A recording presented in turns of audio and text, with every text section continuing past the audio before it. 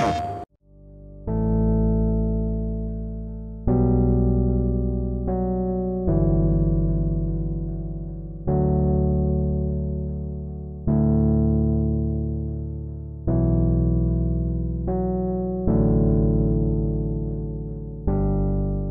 am super duper excited that we're at Comic-Con because to me it's just like popular culture.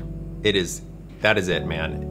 The fact that we're invited to participate is a big deal because it means we're part of popular culture, and if we have made the grade to be a part of it, then that's awesome. That means that we're succeeding at making people happy with the game, and that's totally our goal.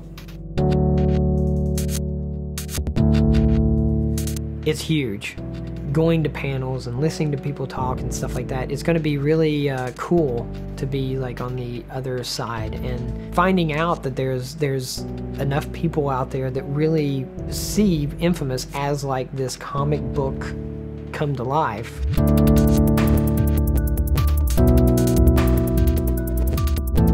I think when we were doing the original inFAMOUS, we knew we were doing superhero, but I don't think we wanted to do it in kind of super traditional superhero way. Like, the first thing we'd have to tell people is, no, he doesn't wear tights or anything like that. It's like, what if it's a regular person who would get superpowers? It fit more into some of the kind of postmodern stuff, the feel of a modern city in crisis, kind of the dystopian books that had been out in the last 10 years, some really, really great stuff.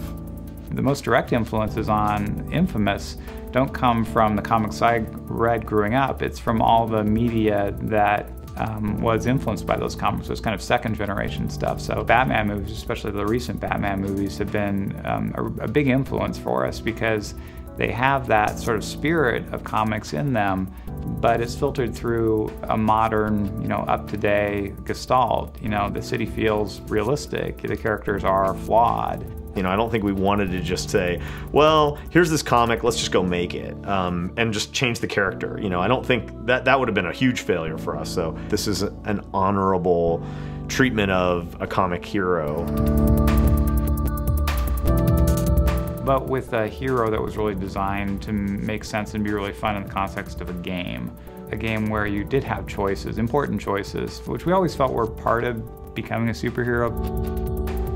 inFAMOUS was the first game we'd really made where we were making a game for ourselves in some sense. We have so many comic fans here. It was fun to make a game where you were really trying to do a game that people like you would enjoy. For me, it was escapism. I grew up in a real small town. It was really tough to get this sense of bigness. Before I got into comics, I was into, Bionic Man and Evel Knievel. There's something out there that you could turn it on and you kind of like have that level of escape. And like with comic books, it was definitely that. All the artists from the studio, we actually make a comic called Atomic Lead.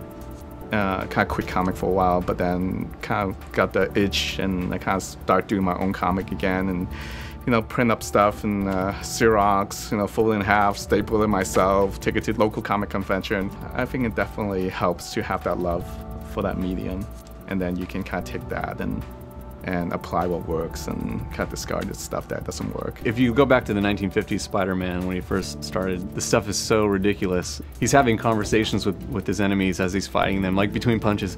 Now, what I'm about to do to you is, and he's wearing underwear, like this crazy.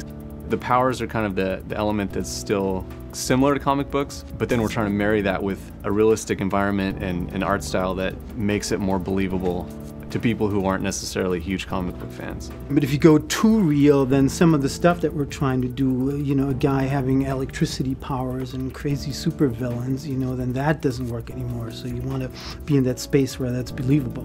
Real characters that have real problems. Peter Parker has to make rent. Bruce Banner has to actually deal with being a fugitive. And Tony Stark, he's an alcoholic, and that's the type of character that, Cole is. We feel that people just related to him on a level that even we didn't expect. I think that the kind of the history of video games made out of existing heroes was one of the reasons we decided to go with an original IP. They've had a mixed bag. It has a whole bunch of expectations and limitations that have been built into its universe. You know, you take Superman as an example. The guy has unlimited power. And if you're going to build it out of that character, it's like, well, kryptonite harms him, but otherwise, what is he not going to do, you know? It's very difficult to make a video game where that's really fun. Video games suck at that. They only succeed if they bind you into space, play space. In Infamous 2, you just basically have the expectations of staying true to the characters that, you know, you originally created. So you get to capture a lot of that rawness that you don't get when you're trying to stay true to an existing established character, you know. But here we get to just, you know, create what we want, which is awesome. But to really improve and get to the kind of the next level, be willing to throw away your old stuff and start over. There was a lot of splatter work done in the first one. I mean, literally every page was just a big wet splatter everywhere, and I felt that worked really well in an urban city. In Mirai, it just didn't seem like it would make as much sense, you know? I kind of wanted to capture a little bit more of what this New Orleans-ish kind of city would look like, so just kind of removing a lot of the wet splatters and going more for a watercolor look as opposed to more traditional comic book coloring. I've seen some graphic, cut scenes where, somebody hit them and it's like kapow, and you see the word kapow. The direct reference with the border or the panels and the word balloons and stuff. It's really an element of the printed medium. Some of those things doesn't really apply. This is an evolution of, taking something that printed and now seeing it, in motion and with sound. Like all art form, is always evolving, which is really exciting. Super, super exciting to be, at that edge. And what we're doing is not a comic book, nor is it a straight, full-on, animated piece. It's actually somewhere in between, and we're trying to carve that little niche.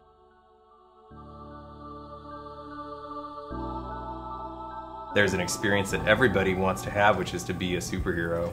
If we can make a game that lets you be that superhero and own that experience, that's really my objective.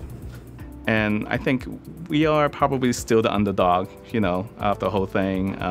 Marvel and DC and Batman, Spider-Man, all those guys have years and years of history of kind of ingrained into the modern culture. So we're just trying to, put our notch on it.